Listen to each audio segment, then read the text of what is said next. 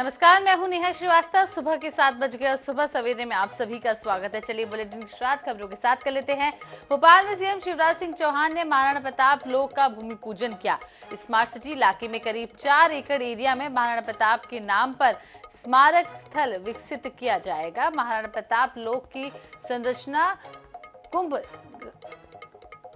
कुंभलगढ़ दुर्ग की तर्ज पर होगी। वहीं आपको बता दें कि इसमें महाराणा प्रताप की भव्य प्रतिमा होगी, साथ ही उनके जीवन चरित्र की प्रदर्शनी भी की जाएगी। इस अवसर पर सीएम शिवराज सिंह चौहान ने कहा है कि इतिहास विस्तृत तरीके से पढ़ाया गया है, जिसे हम बदल देंगे। कार्यक्रम के दौरान प्रस्तावित महाराणा प्रताप स्मारक के स्वरूप को लेकर एक लघु फिल्म भी दिखाई गई। कार्यक्रम में सीएम शिवराज सिंह चौहान के साथ केंद्रीय मंत्री नरेंद्र सिंह तोमर, मंत्री गोविंद सिंह राजपूत और उषा ठाकुर और उनके साथ अरविंद भदौरिया भी मौजूद थे।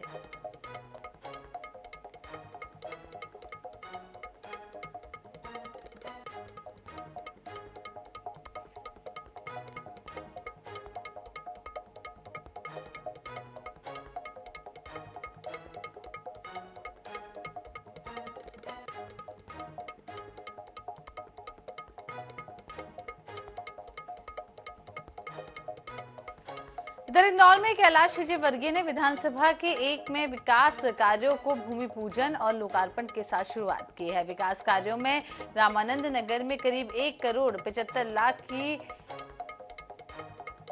रिटेनिंग वॉल का निर्माण होगा और आपको बता दें कि इसमें कहा जा रहा है कि सरकार बनने के बाद विधानसभा एक में ब्रिज का निर्माण भी कराया जाएगा। नगर निगम के माध्यम से हमारे पार्षद भाइयों की सक्रियता से इस वार्ड में लगभग 1 करोड़ 70 लाख के काम का आज हम शुरुआत कर रहे हैं। कुछ की शुरुआत की और कुछ का भूमि पूजन किया है। मैं आपको बता दूं, विकास करना ये हमारा उद्देश्य रहा है हमेशा। हमारी पहचान ही है विकास के नाम से। तो अब शुरुआत हो गई है और ये विकास रुकेगा नहीं। इधर मध्य प्रदेश विधानसभा चुनाव से पहले सत्ता पक्ष और विपक्ष के बीच जुबानी जंग शुरू हो गई है। इसी बीच कांग्रेस की राष्ट्रीय प्रवक्ता डॉक्टर रागिनी नायक ने बीजेपी की जारी प्रत्याशी लिस्ट पर सवाल उठाए हैं। डॉक्टर रागिनी नायक से बातचीत की हमारे संवाददाता ने। 3 सूचियां जारी हो चुकी हैं। अब कांग्रेस उस पर आपत्ति ले रही है, सवाल उठा रही है। हमारे साथ हैं राष्ट्रीय प्रवक्ता कांग्रेस की रागिनी नायक। मैडम, बीजेपी कह रही है लिस्ट हम जारी कर रहे हैं, नेताओं प्रत्याशियों को हम बना रहे हैं, कांग्रेस के पेट में क्यों दर्द? भैया, नेता आपके, लिस्ट आपकी। विपक्ष को लोकतंत्र में प्रतिक्रिया का तो अधिकार है। आप अपनी फजीहत करा रहे हैं, आप सेल्फ गोल कर रहे हैं, आप अपने पैर खुद कुल्हाड़ी पर मार रहे हैं और हम उसके ऊपर प्रतिक्रिया भी ना करें। हम तो बिल्कुल करेंगे और हम हर सियासी फायदा भी उठाएंगे। भाई, अब तो आपके अभी तक 3 गुट चल रहे थे, एक शिवराज गुट, एक नाराज गुट, एक महाराज गुट। अब आपने एक लाइलाज गुट भी उतार दिया है। आपके सांसद और मंत्री जिनको आप उतार रहे हैं, कद्दावर नेता जो उतार रहे हैं, वो कह रहे हैं हमारा तो 1% लड़ने का मन नहीं है। और ऐसा तभी होता है ना, जब हार मुंह बाय खड़ी हो। तो एक तरफ तो जो उतर रहे हैं वो लड़ना नहीं चाहते, जो लड़ना चाहते हैं शिवराज सिंह चौहान, उनका नाम अब सूची में नहीं डाल रहे। अरे सूची में डालना छोड़िए, मोदी जी तो भाषण देने आते तो उनका नाम मुंह से ही नहीं निकाल रहे हैं। तो अजीब कश्मकश में फंसी हुई है भारतीय जनता पार्टी और जिनकी टिकट कट रही है वो अलग विरोध के स्वर सुना रहे हैं। तो अपने ही जाल जो फैलाना चाह रहे थे, डैमेज कंट्रोल करना चाह रहे थे, उससे और डैमेज हो रहा है। इसीलिए कह रहे हैं कि कांग्रेस प्रतिक्रिया भी ना दे। हम तो जरूर प्रतिक्रिया देंगे, हम तो जरूर इसका फायदा भी उठाएंगे और हम अपनी नींव को और ज्यादा मजबूत करते। आपकी तो अभी तक लिस्ट ही नहीं आई। तो लिस्ट आएगी ना, बिना लिस्ट के तो चुनाव लड़ नहीं सकते। और ये भाजपा क्यों इतना इंतजार कर रही है? देखिए, जिसके पास कोई काम नहीं होता ना करने के लिए, वो दूसरे के काम का इंतजार करता रहता है। इसलिए वो हाथ पे हाथ धर के बैठे हैं, हारे हुए हैं सब भाजपा हाथ पे हाथ धर के बैठे और कांग्रेस का मुंह ताक रहे हैं। अरे इनकी लिस्ट कब आएगी इनकी? अरे तुम्हारी आगे ना, जाके क्षेत्र में जाओ, पहले तो सरपुटौल कर लें, तब तो क्षेत्र में जाएंगे। और क्षेत्र में जाएंगे कैसे? अब आप देखिए, एक इनके जो मंत्री हैं वो तो कभी चुनाव नहीं लड़े, एक मंत्री हैं वो 33 साल बाद चुनाव लड़ेंगे, एक मंत्री संयोजक रहते हुए चुनाव लड़ रहे हैं, ये भी पहली बार हो रहा है। तो जो कभी चुनाव ही नहीं लड़े विधानसभा का, आप उनको उतार रहे हैं और फिर सवाल हमसे पूछ रहे हैं।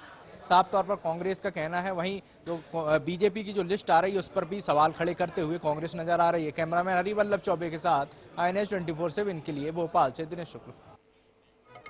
इधर मध्य प्रदेश में सियासी लड़ाई विधानसभा चुनाव की हो रही है, लेकिन यहाँ भाषण पीएम चेहरे को लेकर दिए जा रहे हैं। रीवा में समाजवादी पार्टी के कार्यकर्ता सम्मेलन में भी ऐसा ही नजारा देखने को मिला, जहां अखिलेश यादव पीएम बनने का फॉर्मूला समझाते हुए दिखाई दिए, जिसके बाद प्रदेश की सियासत और भी ज्यादा गर्मा गई है। देखिए खास रिपोर्ट। एमपी विधानसभा चुनाव की बीते पीएम चेहरे की ये राजनीतिक भीड़ समाजवादी पार्टी के कार्यकर्ता सम्मेलन की है।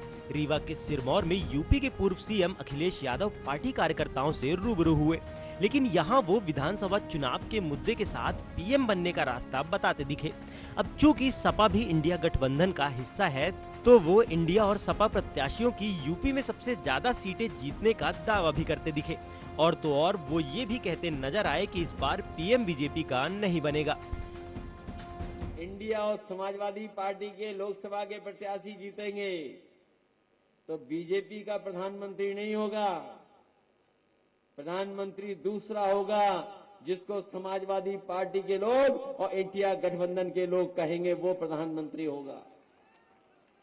ये तो जाने वाली सरकार है, बताओ जाने वाली सरकार है कि नहीं है?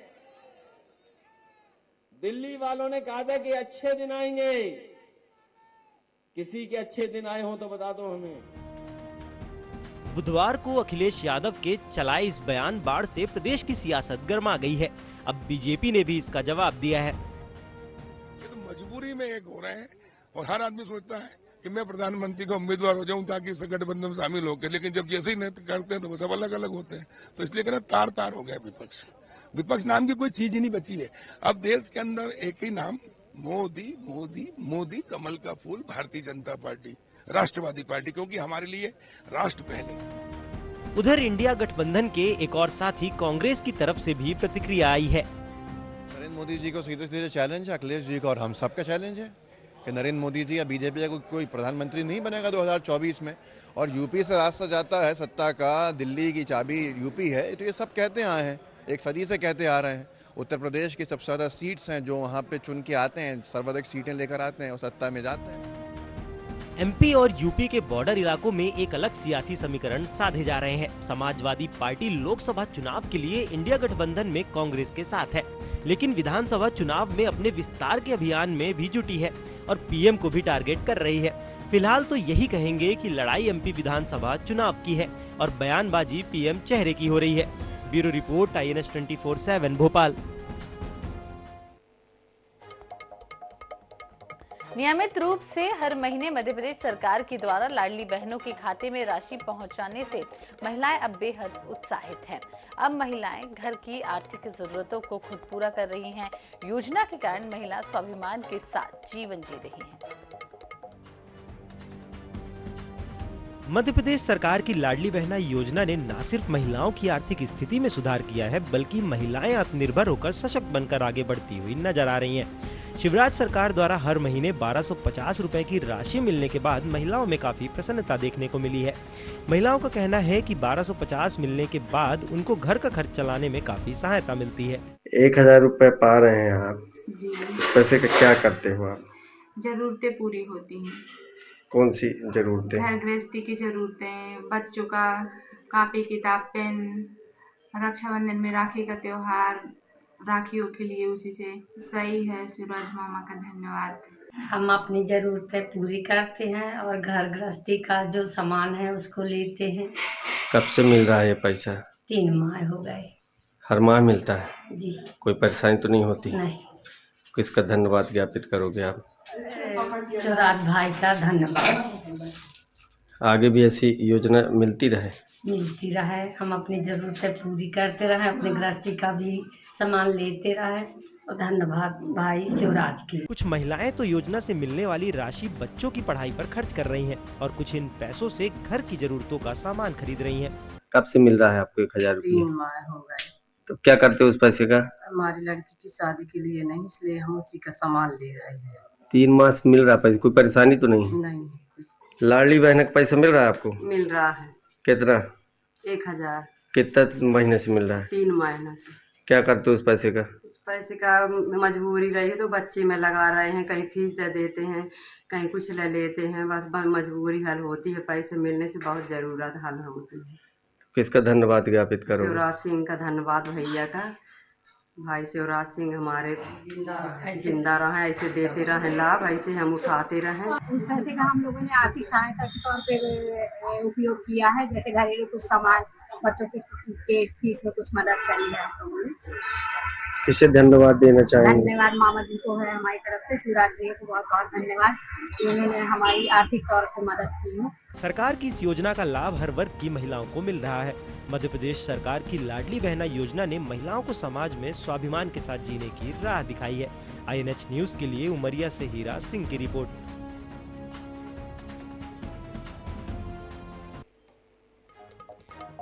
इधर कांग्रेस नेता शंकर प्रताप सिंह और मुन्ना राजा की फोटो वायरल होने से राजनगर विधानसभा की राजनीति गर्मा गई है। कांग्रेस की सूची जारी होने के पहले ही मुन्ना राजा की फोटो समाजवादी पार्टी के सुप्रीमो अखिलेश यादव के साथ वायरल होने से कांग्रेस में अब खलबली मची हुई है।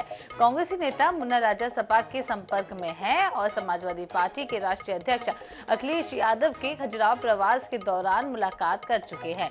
वहीं ये खबर भी आ रही है कि बीजेपी के वरिष्ठ नेता घासीराम पटेल सहित कई अन्य भाजपा के नेता भी समाजवादी पार्टी के राष्ट्रीय अध्यक्ष से मुलाकात कर चुके हैं।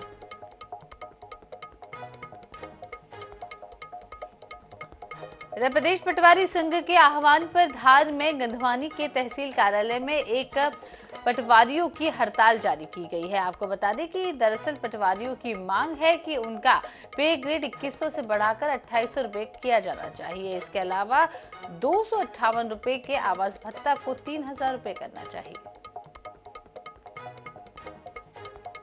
प्रदेश में पटवारी संघ की हड़ताल लगातार जारी है और इससे करीबन 1 महीना होने को है, लेकिन सरकार के कान पे जू तक नहीं रेंग रही है। समस्या इनकी कहीं है, साथ ही इनके साथ इनकी हड़तालों के साथ, यानी कि पटवारियों की हड़ताल के साथ आम जन भी अब त्रस्त प्रताड़ित होता हुआ दिखाई पड़ रहा है। कई मांगे हैं, हम आपको एक पोस्टर बैनर दिखा रहे हैं जो हड़ताली पटवारी हैं उनके द्वारा लगाया गया है। इनकी मांग विसंगति जो है, वेतन विसंगति जो महत्वपूर्ण मांग है, जो इस वक्त ये काम कर रहे हैं वो 2100 के ग्रेड पे है और इनकी मांग 2800 की है। कई और मांगे हैं जो इनके द्वारा की जा रही है, लेकिन प्रशासन के द्वारा जो अभी तक इन पर कोई मांग की स्वीकृत नहीं की गई है, नहीं इन पर अभी तक कोई ध्यान दिया गया है। गंधवानी में मैं आपको दिखा देता हूँ, ये पटवारी संघ पूरा तहसील कार्यालय और यहाँ पर सभी पटवारी लोग जो है हड़ताल पर बैठे हुए हैं और इनकी मांग की जा रही है सतत यहाँ पर कि हमारी जो मांगे हैं वो पूरी की जाए। आइए जानते हैं क्या मांगे हैं और क्या निराकरण की कोई आश्वासन इनको प्रदेश सरकार के द्वारा मिला है। आइए, क्या नानूराम जी?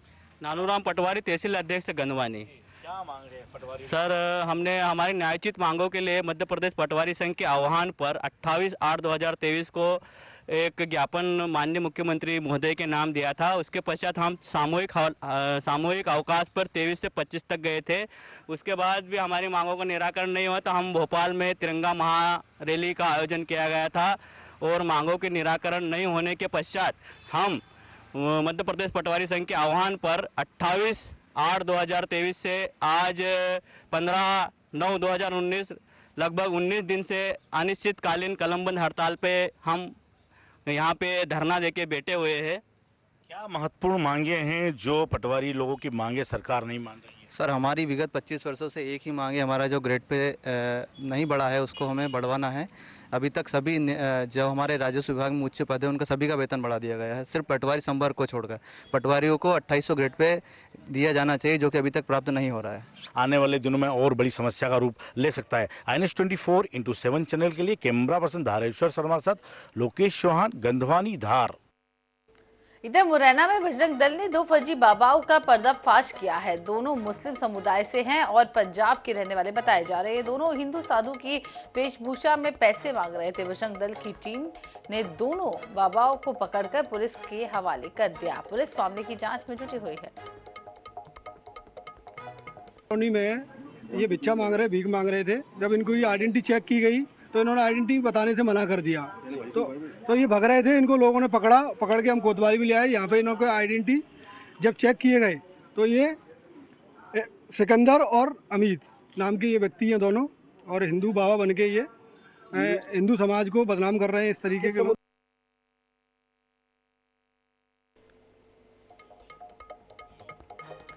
इधर मुरैना में केएस ऑयल मिल पर ईडी का छापा पड़ा है। ऑयल मिल मालिक के ऑफिस, घर और गोदाम पर एक साथ छापे की कार्रवाई की जा रही। तीनों जगहों पर किसी को भी अंदर जाने या बाहर आने की इजाजत नहीं है। केएस ऑयल मिल पर इससे पहले 2010 और 2011 में भी इनकम टैक्स का छापा पड़ा था, जिसके बाद सीबीआई और ईडी ने दबिश दी थी। आपको बता दें कि बताया जा रहा है कि पुरानी कार्रवाई को लेकर ही ये जांच की जा रही है। शहर के जीबाजीगंज में जहां पर आज ईडी की रेड हुई है, बताया जा रहा है कि ईडी की रेड मुरैना के नामी ग्रामी प्रसिद्ध व्यापारी केएस ऑयल मिल के चेयरमैन रमेश चंद गर्ग के कार्यालय, निवास और एक ग्वालियर स्थित हुई है। बता दें कि 2010 और 11 का एक ये मामला है जिसमें पहले भी ईडी ने रेड की थी, पूछताछ की थी, जिसके बाद सीबीआई भी आई थी मुरैना। अब ऐसे में ईडी की सुबह होते ही ईडी की टीम ने मुरैना के जो व्यापारी हैं रमेश चंद गर्ग, उनके घर पर, उनके दफ्तर पर, उनके अनेकों जगह पर छापामार कार्रवाई करते हुए सुबह ही उनसे पूछताछ शुरू कर दी। अभी लगातार ईडी की जो टीम के जो अधिकारी हैं, जो टीम आई है बाहर से, उसके अधिकारी लगातार अंदर पूछताछ कर रहे हैं। अंदर जाने की अनुमति नहीं है, परंतु टीम का कहना है कि देर शाम तक ये मालूम चलेगा कि आखिरकार क्या कार्रवाई अभी तक हो पाई है। बहरहाल देखना यही है कि लगातार ईडी की जो टीम है, सीबीआई की जो टीम है, उनका मुरैना में आगमन होता है और इस प्रकार की जब कार्रवाई होती है तो कहीं ना कहीं बड़ा संदेश देती है। आप देख सकते हैं मेरे पीछे जो दफ्तर है केएस ऑयल मिल का, जो जीबाजीगंज में ये दफ्तर है, जहां पर ये कार्रवाई हुई है, जहां पर टीम आई है, जहां पर अधिकारी लोग आए हैं। अधिकारियों से जब इस संबंध में बातचीत की गई तो वे कुछ बोलने से अभी बचते नजर आ रहे हैं, क्योंकि उनका कहना है ये कार्रवाई ऐसी कार्रवाई जो गुप्त और खुफिया तरीके से होती है। परंतु देखना है कि अब शाम तक क्या कार्रवाई होगी। मुरैना से आईएनएच के लिए अमन सक्सेना। इधर एशियाई खेलों में मध्य प्रदेश के खिलाड़ियों ने शानदार प्रदर्शन किया। अभी तक के मुकाबले में प्रदेश के खिलाड़ियों ने 3 गोल्ड, 3 रजत और 3 कांस्य पदक जीत लिए हैं। शूटिंग स्पर्धा में प्रदेश के निशानेबाजों ने भी 2 पदक जीते हैं। वहीं एशियन गेम्स में राष्ट्रीय दल में शामिल एमपी के खिलाड़ियों का ये अब तक का सर्वश्रेष्ठ प्रदर्शन माना जा रहा है। ऐश्वर्या प्रताप सिंह ने 10 मीटर राइफल टीम इवेंट में देश को स्वर्ण दिलाया है। इसी इवेंट में व्यक्तिगत मुकाबलों में ऐश्वर्या ने कांस्य पदक भी जीता है। 10 मीटर राइफल महिला टीम इवेंट में अशी चौकसे ने रजत पदक जीता है। वहीं महिला क्रिकेट में भारत ने स्वर्ण पदक जीता है, जिसमें एमपी की पूजा वस्त्राकार की अहम भूमिका रही है। जूडो में तुलिका मान ने 78 किलोग्राम भार वर्ग के कांस्य पदक को जीता है। वहीं आपको बता दें कि घुड़सवारी में एमपी की सुदीप्ति हजेला ने टीम इवेंट में भारत को स्वर्ण पदक दिलाया है और 41 साल के बाद भारत पहली बार इस खेल में स्वर्ण पदक जीतने में सफल रहा है।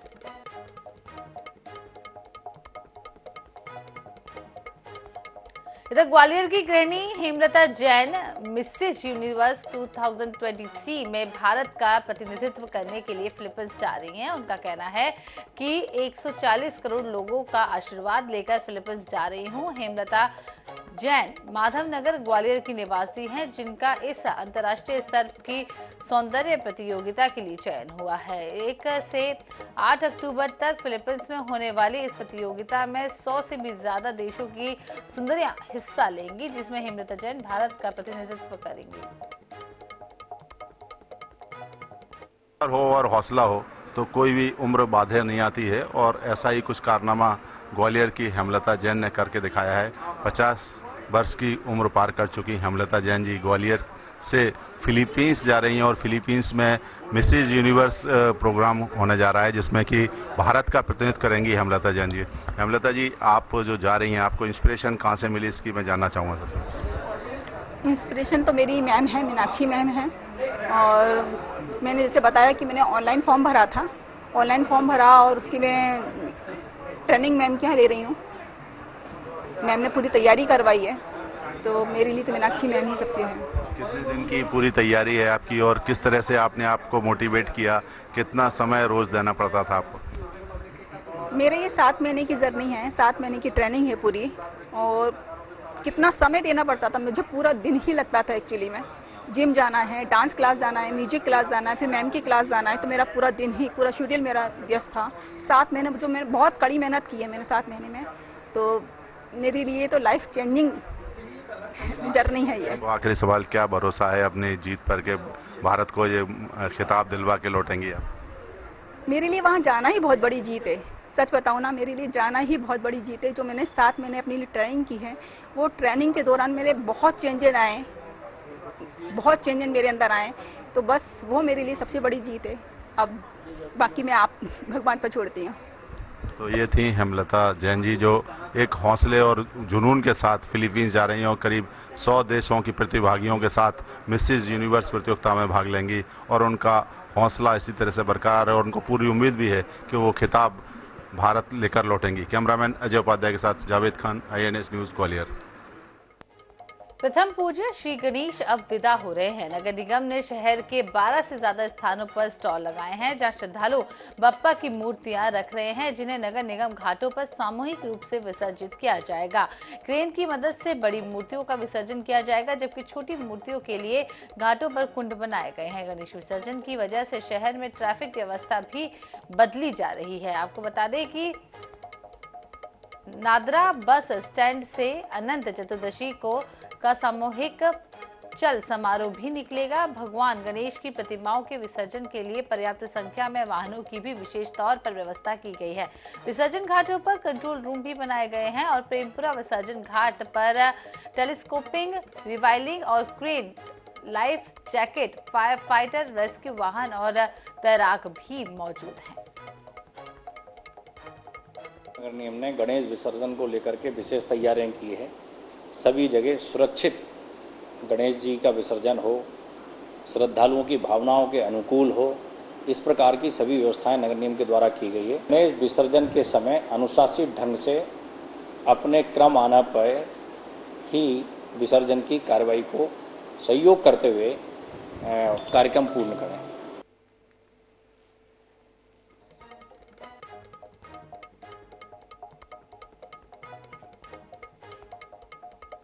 भोपाल में गणपति की प्रतिमा का विसर्जन का सिलसिला अब शुरू हो चुका है। विसर्जन के लिए निगम ने शहर में अस्थायी कुंड भी बनाए हैं। पिछले कई वर्षों से ये व्यवस्था की जा रही है।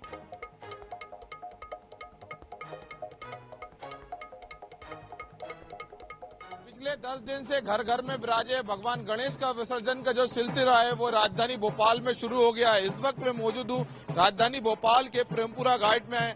एक अलग कुंड जो है छोटे गणेश के लिए बनाया गया है। आप देख सकते हैं तस्वीरों में जो भक्त हैं बड़ी संख्या में जो है विसर्जन घाट पहुंचे हैं। भगवान श्री गणेश का जो है विसर्जन किया जा रहा है। तस्वीरों में देख सकते हैं कि किस तरह से जो है निगम के कर्मचारी जो हैं खुद भगवान गणेश का जो है कुंड में उसका विसर्जन कर रहे हैं। काफी हर्षोल्लास के साथ राजधानी भोपाल में जो गणेश उत्सव का पर्व है वो काफी धूमधाम के साथ बनाया गया था। यहाँ सुरक्षा के पुख्ता इंतजाम भी प्रेमपुरा घाट पर किए गए हैं। नगर निगम के कर्मचारी मौजूद हैं, उनसे बात करना चाहेंगे किस तरह के सुरक्षा के इंतजाम किए गए हैं। यहाँ नगर निगम द्वारा गोताखोरों को व्यवस्था की गई है। छोटे विसर्जन कुंड में करवाने की व्यवस्था की गई है। नगर निगम द्वारा गोताखोर लगाए गए हैं। किसी भी व्यक्ति को यहाँ प्रतिबंध की किसी भी व्यक्ति को अनुमति नहीं है। पूरी व्यवस्था कुंड में करी गई है। बड़ी मूर्ति का विसर्जन क्रेन पे होगा और जो भी छोटी मूर्तियां उनका कुंड में विसर्जन करने की वो है। निगम के कर्मचारियों का साफ तौर से यही कहना है कि छोटी मूर्ति के लिए अलग एक कुंड यहाँ पर बनाया गया है। जिस तरह से छोटी मूर्ति का यहाँ विसर्जन किया जाएगा और भी भक्तों से हम बात करने की कोशिश करेंगे। 10 दिन से घर घर में विराजे थे गणेश, अब उनका विसर्जन किया जा रहा है धूमधाम के साथ। तो अच्छी बात है, ये तो अपना त्योहार है, सब लोग मनाएंगे, बहुत अच्छी बात है। तो हिंदू रीति रिवाज से अच्छा हो रहा है मेरे हिसाब से। तो 10 दिन से जो घर घर में गणेश जी विराजे थे उसका जो विसर्जन जो है गणेश भगवान का विसर्जन श्रद्धा भक्ति के साथ हर्ष उल्लास के साथ किया जा रहा है। कैमरामैन नितिन के साथ सनी मालविया, INS न्यूज भोपाल। यहाँ रुकते एक छोटे से ब्रेक के लिए और ब्रेक के बाद चल लौटेंगे।